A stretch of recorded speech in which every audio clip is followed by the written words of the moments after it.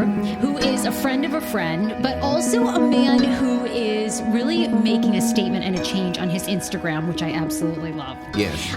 So you run an Instagram site, and like I mentioned, I got turned on to you through a friend, but your Instagram is called Photos by Fab. Yes. And essentially what you've started doing is telling women's stories of Me Too through pictures and then through the kind of caption portion on Instagram. Mm-hmm. So when I started looking, I was like, oh my God, because the stories are, they're so candid.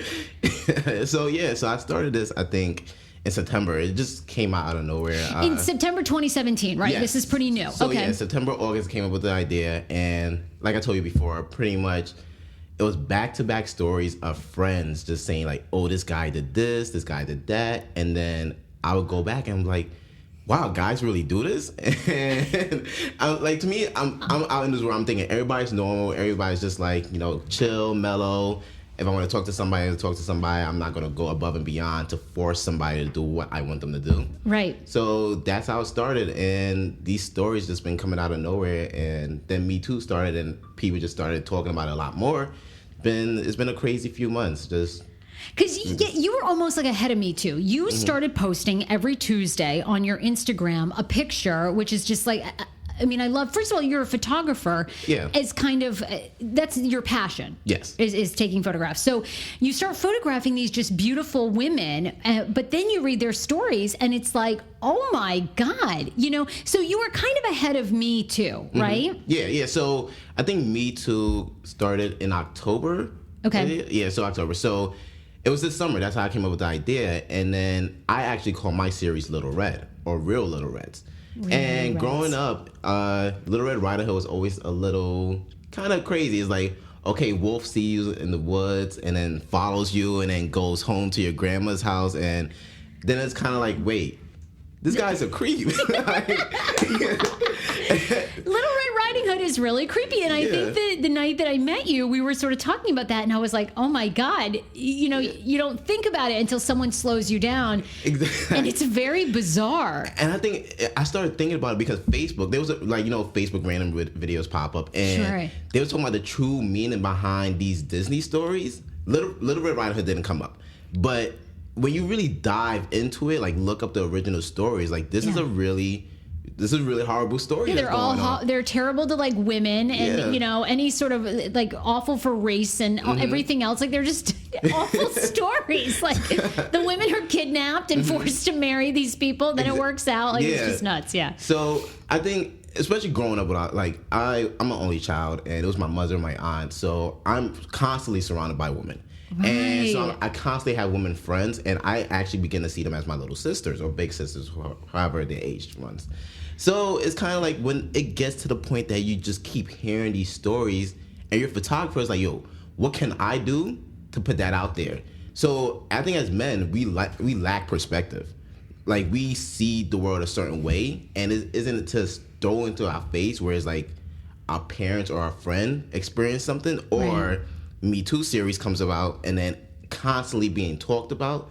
That's when we have that conversation like, oh, okay, maybe there's something we need to change. But it's a little hard because there's still a lot of guys who feel like the world is awesome. I don't need to do anything. Like women are exaggerating and everything. And it's getting to a point where it's like, I'm interested to see what the next few months is going to be like. Yeah, me too. Yeah. And it's interesting too, and I find myself doing this a little bit, but I think you're kind of raised to sort of be like, well, men are men. They're always going to like want women for sex or want people, and so there's that like a little bit of, oh, you better get used to it and figure out how to deal with it as a woman, instead of saying, hey, maybe it's time that we have we really try to get men to raise their level and act differently. So, I think it was my most recent post, and it's by this girl named Lindsay, and her perspective was that it's every day. Like you're taught to kind of just accept it as it is. So you go outside, guy says random things to you, you're supposed to just take it and go about your day. But the thing is that, why is that okay? Why is it okay for men to kind of act like baboons in a sense and just like jump on the next prey that they see? Like, and that's what it is about, predatory men. And the thing is that a lot of guys aren't going to see themselves as predatory, but that is a predatory nature. So talk to me before we get into more about predatory nature, and of course, the Aziz Ansari story just broke over the weekend, which now everybody's talking about. So, talk to me about this. What are some of the stories that you've been doing since September that have really stood out to you, and what are they? So I think this one stood out the most to me. And as a photographer, I'm constantly working with models. I'm constantly asking models like, hey, can I take your pictures? Right. So on and so on. I met this girl at a photo shoot, and I told her about my series, and then I asked her if she'd be interested in sharing a story. Her story was that she contacted a photographer. Okay. A photographer actually contacted her. Okay. Asked her like, hey, I have this new series that I want to work on, and it's about showing women's beauty. So it was it wasn't a nude shoot, but it was like she was very like underdressed. So she went to his studio, which was his basement apartment, and she got changed. She came out. The photographer handcuffed her to the bed, and then started whipping her, beating her, and he called himself a sadist. And then as a photographer, I'm like, wait. Wow. So that story changed how I approach people. Become like, wait, I have hit up people and say, hey, can I take your pictures, and we meet up random place. But then there are people out there who are going to take advantage of that. And it just changes the dynamic of how I think, and I think it should change the dynamic how other photographers go about it. Because over the summer, just recently, I'm taking pictures, and it's easy for me to start conversation with people like, hey, I'm a photographer, so on and so on. Like sure. It's just that comes along with the game. Men would literally come up to me and say like, hey, I want to be a photographer because I want to be able to get women like that.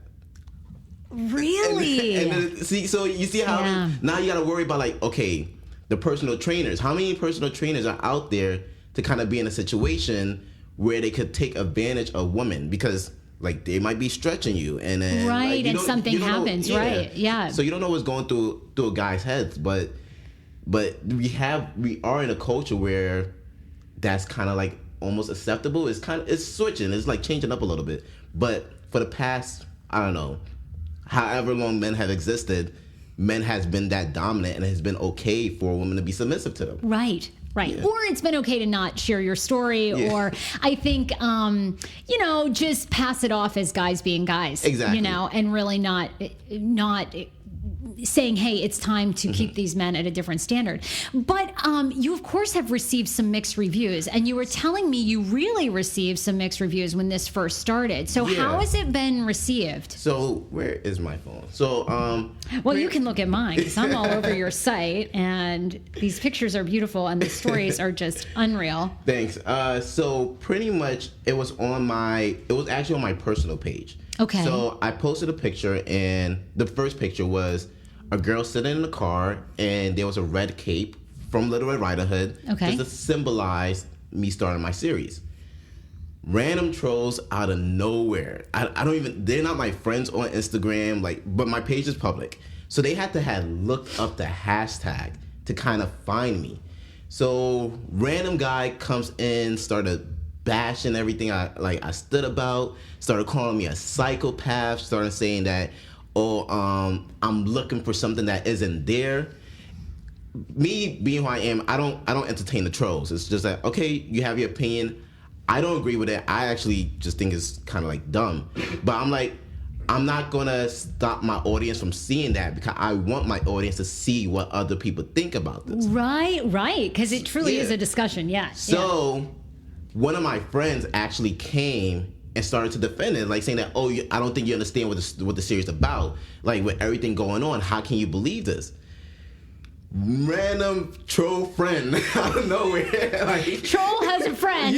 Friend comes in troll. I think troll has a team of friends. Like, it got to the point where there were essays. There were essays under my post, and it was just like people started relating it to race, and then attacks on Islam, and I'm like, wait, what? Where did you guys get this from? Like, pretty much they stated that my series kind of calling out men is like saying every person who practiced Islam is a terrorist.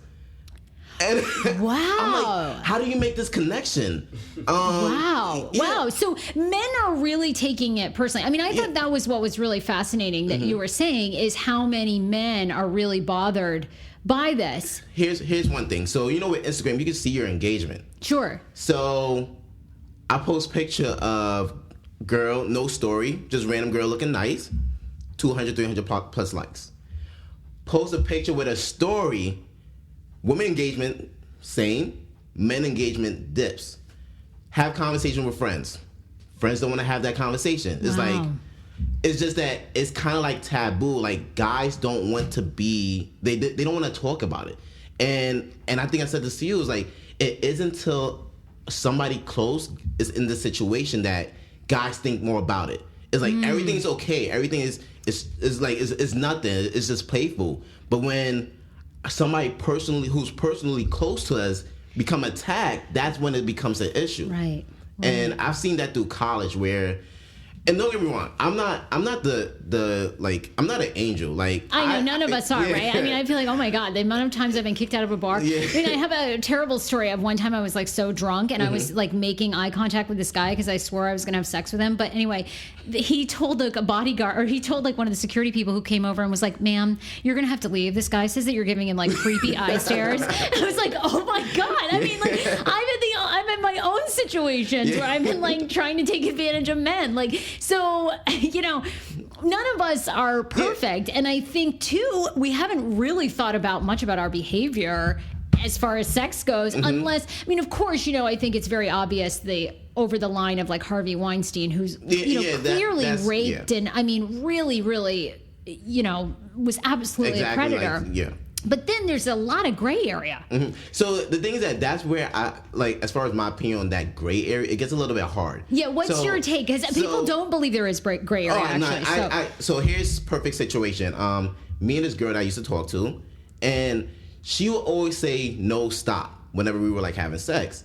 But that wasn't out of really, like, no, stop. That's, like, a playful nature. But now today, if you say no, stop, I gotta stop, like, because I don't want to come back a few months later like, oh, total, you sexually assaulted me.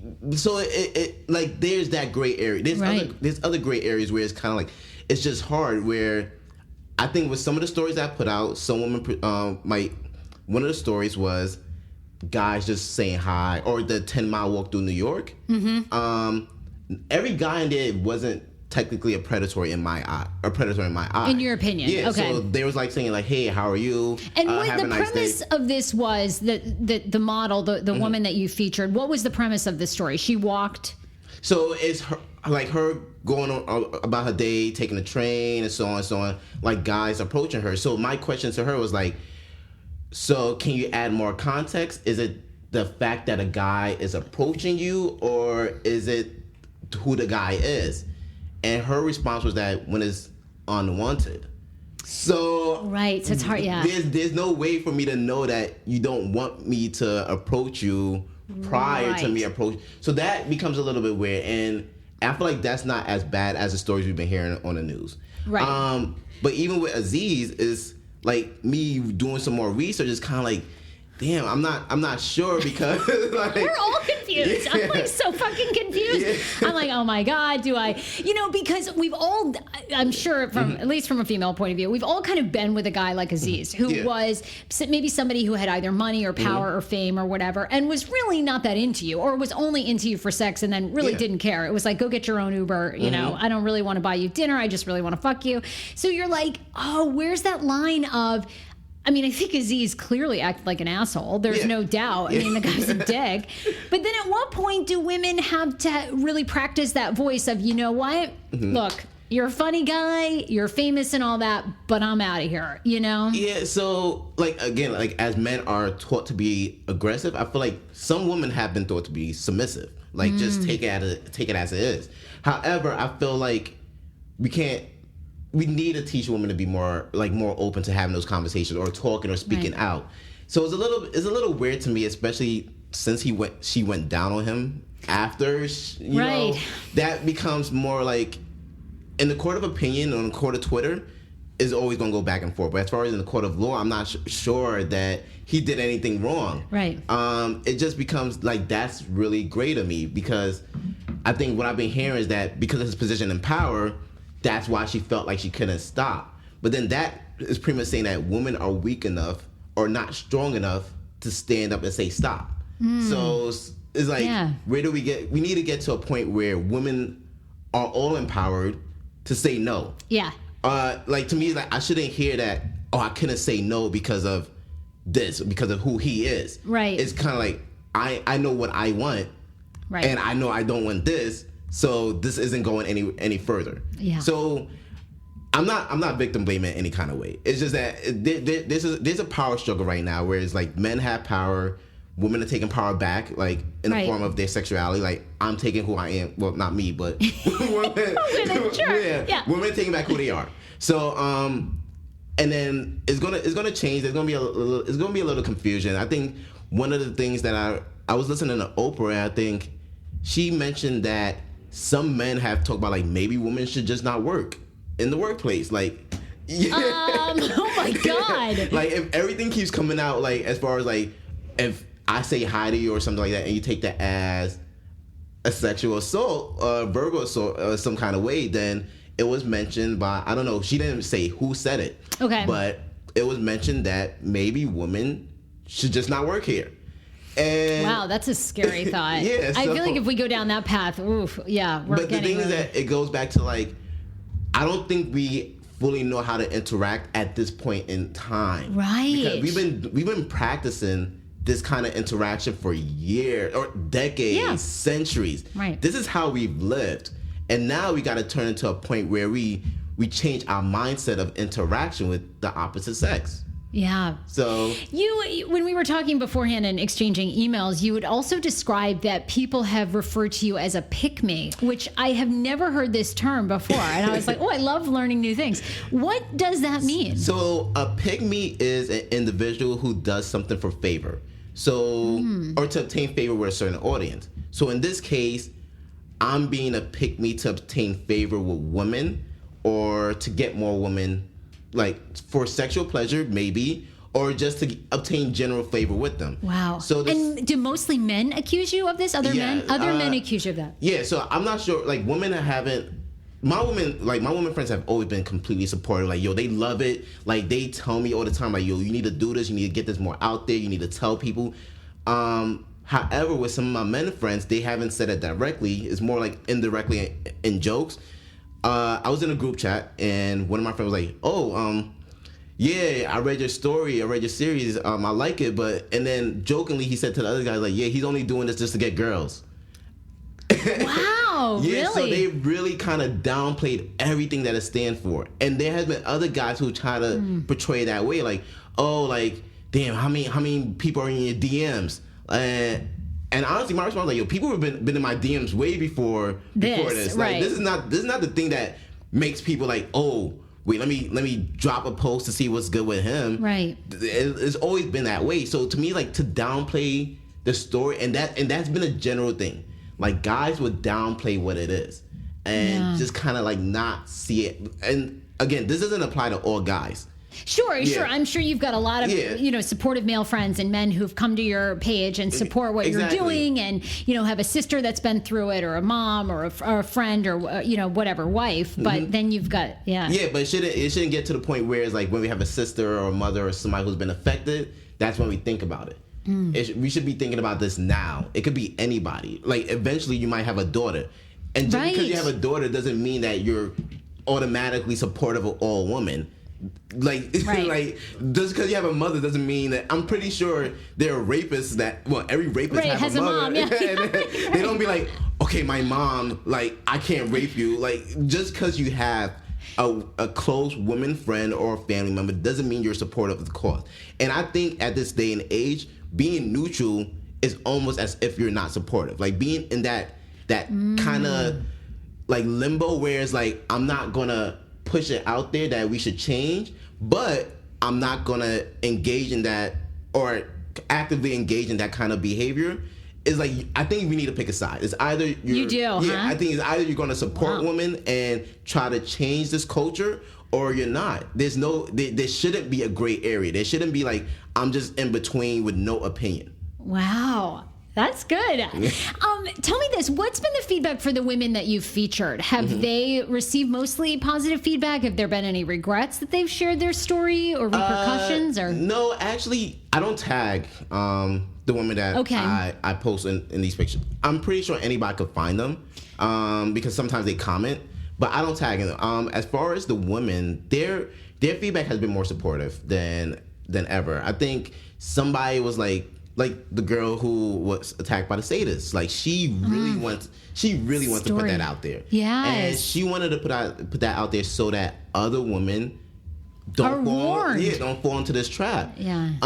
Even one of my friends, Shahana, she was at a bar in DC, like around Ozio's Rose Bar area, DuPont Circle area, and some guy pretty much kept trying to talk to her and try to put his hand up her skirt, and he literally almost did, like almost touched everything. Yeah. And then it was kind of like her story is more from a standpoint of her friends were like, well, he's a guy, it's whatever. So her thing was that it's trying to get it out there that it's not okay, like men shouldn't just be men.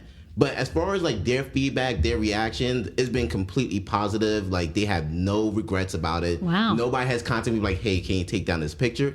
If anything, they try to push more of their friends towards me. To telling their own stories. When I first saw your page, I was like, wow, this is amazing. It's lots of times it's really hard to gain people's trust and then put their story out there. And that's a real gift and talent that you have. So it was like, I wondered how you were getting those stories, and I'm sure now you have a lot of people saying, hey, I'll tell mine.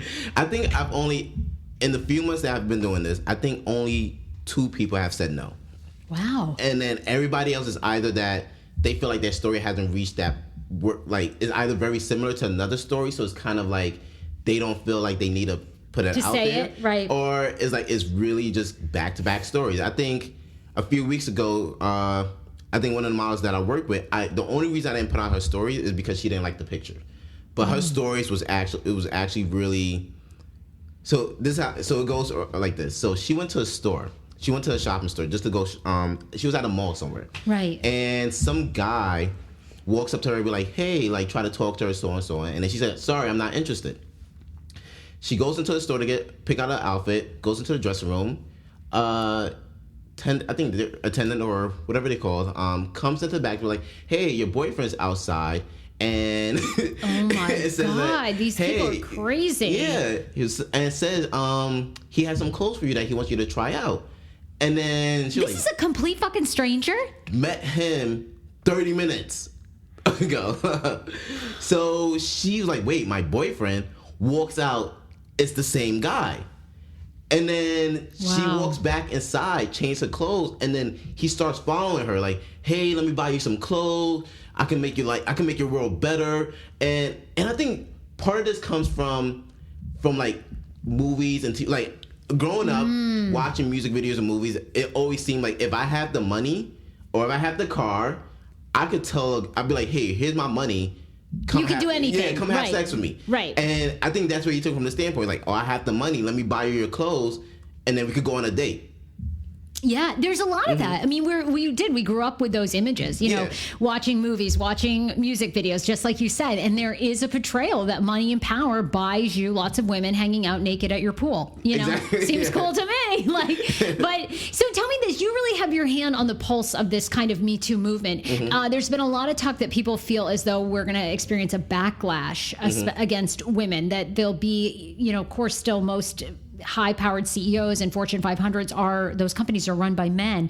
Do you think that women are going to be in for a backlash, or do you think overall the movement is going to have a more positive effect? I think it's going to be more positive because I feel like people are underestimating the amount of power that's going to go into this. Even looking at Time's Up, I think they raised $16 million towards legal fees for anybody who's the things that, and plus, it's against the law to discriminate against. You can't discriminate against somebody based on sex. Right. So I think it's going to move forward, especially with like Oprah pushing it. It's all over the media. Like, it's all over the newspapers. Like, I don't think it's something that CEOs are going to have that ability to just push back on. The Right. thing is that, and I've seen over the past few years, we have been extremely progressive when it comes to like things. I don't think we're there, but as far as things that comes to race and sex and so on, we've been at like we're in the moving. past 50 years, we have had a lot of improvement. I don't think we're there yet where we live in a perfect society. Sure. And then for us to be like, you know what, let's go back. Women, go back to the kitchen. Like, I just don't see that happening. Yeah. Like, and it's kind of like we live in a day and age where power is very transferable.